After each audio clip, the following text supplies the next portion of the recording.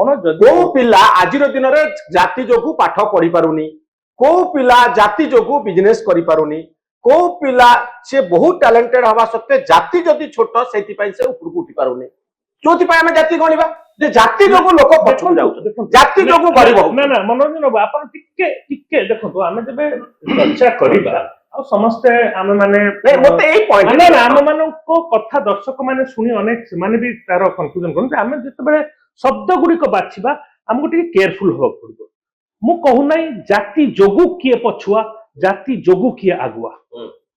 କୋଉ ଜାତିର ଲୋକ ପଛୁଆ, କୋଉ ଜାତିର ଲୋକ ଆଗୁଆ, ଏଇ ଦି ସେଣ୍ଟେନ୍ସ ରେ ବହୁତ ଫରକ ଅଛି। ଏଇ ଦୁଇଟି ସେଣ୍ଟେନ୍ସ ରେ ବହୁତ ଫରକ ଅଛି। ଯୋଉଟା ଆମେ କୋଉ ଜିନିଷକୁ ନେଇ କଥାବାର୍ତ୍ତା କରିବା, ତଥ୍ୟକୁ ନେଇକି କଥାବାର୍ତ୍ତା କରିବା ତ ଅଛି।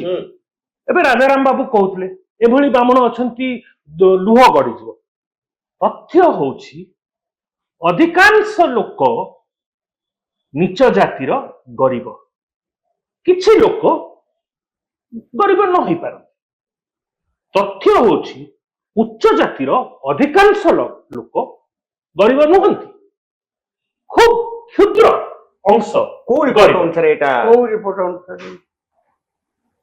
ରିପୋର୍ଟ ଅନୁସାରେ ଯେ ଉଚ୍ଚ ଜାତିର ଲୋକ ମାନେ ସମସ୍ତେ ଅଧିକାଂଶ ହଉଛନ୍ତି ସ୍ୱଚ୍ଛଳ ବର୍ଗର, କିନ୍ତୁ ବାସ୍ତବିକତା ଏଟା ହଉଛି ଓଲଟାଟା। କାହିଁକି? ତାର କାରଣ ବି ଅଛି।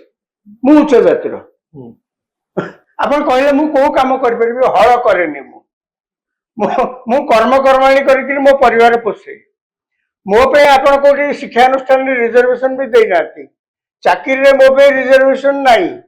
ମୁଁ ବ୍ୟବସାୟ କରିବି ଯଦି ସିଲେକ୍ଟେଡ ବ୍ୟବସାୟ ପୁଣି କରିବି କୋଉଠି ଯଦି। ଶୁଣନ୍ତୁ ତାପରେ ଆପଣ ମତେ କହୁଛନ୍ତି, ତାପରେ ଗୋଟେ ସେକେଣ୍ଡ ବାକ୍ୟଟା ସରିଯାଉ, ତାପରେ ଆପଣ ମତେ କହୁଛନ୍ତି ମୁଁ କୁଆଡେ ସୋସିଆଲ ଜଷ୍ଟିସ ଲୋକମାନେ ପାଇବାରେ ମୁଁ ପ୍ରତିବନ୍ଧକ ଉଚ୍ଚ ଜାତି। ଆଜ୍ଞା ମତେ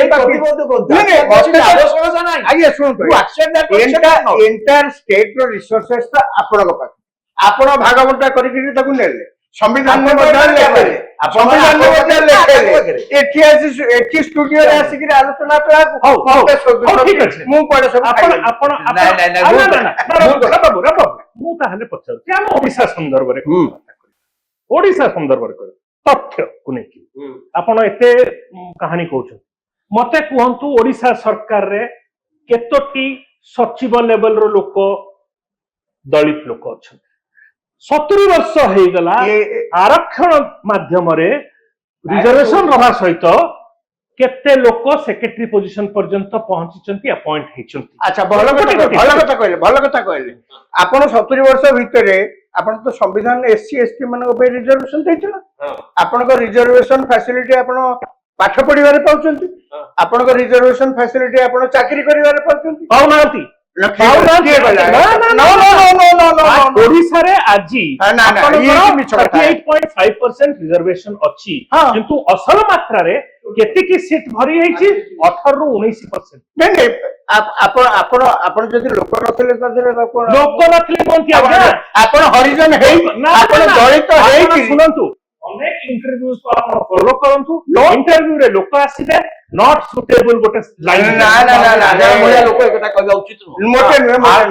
ସ୍ୱାଧୀନତା ଆନ୍ଦୋଳନର ପୃଷ୍ଠଭୂମି ଦେଖିଥିବେ, ଏଇଟା ଗୋଟେ ମେଜର ଇସ୍ୟୁ ହିସାବରେ ଆସିଲା। ମେଜର ଇସ୍ୟୁ ଆସିଲା ହାଉ ଆମ୍ବେଦକର ଫେନୋମେନନ ଆସିଲା। କିନ୍ତୁ ଆମ୍ବେଦକର ଏଭଳି ଭାବରେ ଦଳିତ ମାନଙ୍କ ଲିଡର ହିସାବରେ ଇମର୍ସ କଲେ, ଆପଣ ପ୍ରଥମ ରାଉଣ୍ଡ ଟେବୁଲ କନଫରେନ୍ସ ତାଙ୍କ ସହ ବନ୍ଦ ହେଇଗଲା କି? Gandhi was very upset. Round table conference ରେ ଆମ୍ବେଦକର ଟୁକ୍ ଏ ଡିଫରେଣ୍ଟ ପୋଜିସନ ଯେ ଆପଣ ଚାଲିए ବ୍ରିଟିଶର ଚାଲିଯିବେ।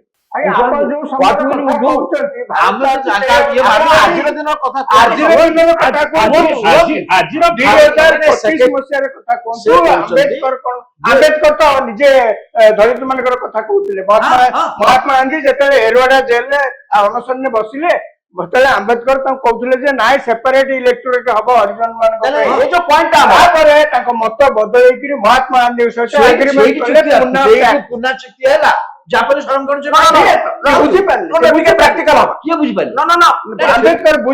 ବୁଝିପାରିଲେ ବିକଜ ଆମ୍ବେଦକର ଯୋଉ ଗାନ୍ଧୀ ଅନଶନ କଲେ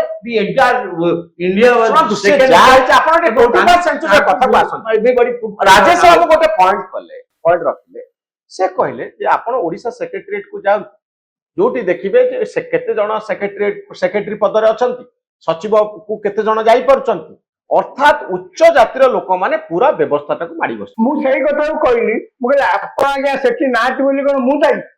ଆପଣ ଦାୟୀ ବୋଲି କାହିଁ କହୁନାହାନ୍ତି? ମୁଁ ସେ ଆପଣ ଦାୟୀ। ସାମାଜିକ ବ୍ୟବସ୍ଥାଟା ଦାୟୀ, ସାମାଜିକ ବ୍ୟବସ୍ଥାଟା ଦାୟୀ। ବ୍ୟବସ୍ଥା କାହିଁ ଦାୟୀ ହବ? ଆରେ ଶୁଣନ୍ତୁ ଆଜ୍ଞା, ବ୍ୟବସ୍ଥା ପାଇଁ ଆପଣଙ୍କୁ ସଂରକ୍ଷଣ ଦେଲା ମୂଳରୁ ଡେ ୱାନ୍। କିଛି ନାହିଁ। ଏଇ ଦେଖନ୍ତୁ ଆରେ ଆପଣ ସମ୍ବିଧାନ ଯିଏ ତିଆରି କଲେ ସିଏ କହିଲେ ଆପଣଙ୍କର ଏସସି ମାନଙ୍କର ଆପଣ ଦେଖନ୍ତୁ ଗୋଟେ ହାଇକୋର୍ଟରେ ହଉ, ହାଇକୋର୍ଟ ଜଜ୍ ହେଇପାରେ, ହାଇକୋର୍ଟ ଜଜ୍ ରିଜର୍ଭେସନ ନାହିଁ, କିଛି ହେଇପାରୁଛି କି? ଆପଣ ଦେଖନ୍ତୁ ଏଇ ଯୋଉ ବ୍ୟବସ୍ଥାରେ ଓଡିଶା ହାଇକୋର୍ଟରେ କଣ ଅଛି କାଷ୍ଟ କମ୍ପୋଜିସନ ଟିକେ ଦେଖିଦିଅ। ଆପଣଙ୍କ ସେ ଜାଣିନାହାନ୍ତି। ଯୋଉଠି ଆପଣ କାଷ୍ଟ ଆଧାରରେ ଆପଏଣ୍ଟମେଣ୍ଟ ହଉଛି ସେଇଠି ହଉଛି। କୋଉଠି ହଉଛି? ଯୋଉଠି ହଉଛି ମାନେ ଦେଖନ୍ତୁ ସେ ଯାହା କହିଲେ ଓଡିଶାରେ ତାଙ୍କ ପାଇଁ ରିଜର୍ଭେସନ ଏସସି ଏଇଟାକୁ ଆପଣ ଏକମତ ହେବେ କହୁଛନ୍ତି ଯେ ପୁରା ବ୍ୟବସ୍ଥା ଯୋଉମାନେ ସିଷ୍ଟମ ଶିକ୍ଷାରେ ନାହିଁ ପରିଚାଳନା ବା। କରୁଛନ୍ତି ସେମାନେ ସମସ୍ତେ ଉଚ୍ଚ ଜାତିର। ଆଚ୍ଛା, ତଳ ନିଚ୍ଚ ଜାତିର ଲୋକଙ୍କ ପାଖରେ ଏଇ ସାମାଜିକ ନ୍ୟାୟ ଆନ୍ଦୋଳନ ମୂଳ କଥା ହଉଛି ସେମାନେ ସିଷ୍ଟମର ଗୌଣ ଜାଗାରେ ଅଛନ୍ତି। ସେମାନେ ସିଷ୍ଟମକୁ ମୁଁ ବୁଝିପାରିଲି ଆପଣ ଯାହା କହୁଛନ୍ତି। ଆପଣ ଦୌଡା ହୁଏ, ଯେତେବେଳେ ଦୌଡା ପ୍ରତିଯୋଗିତା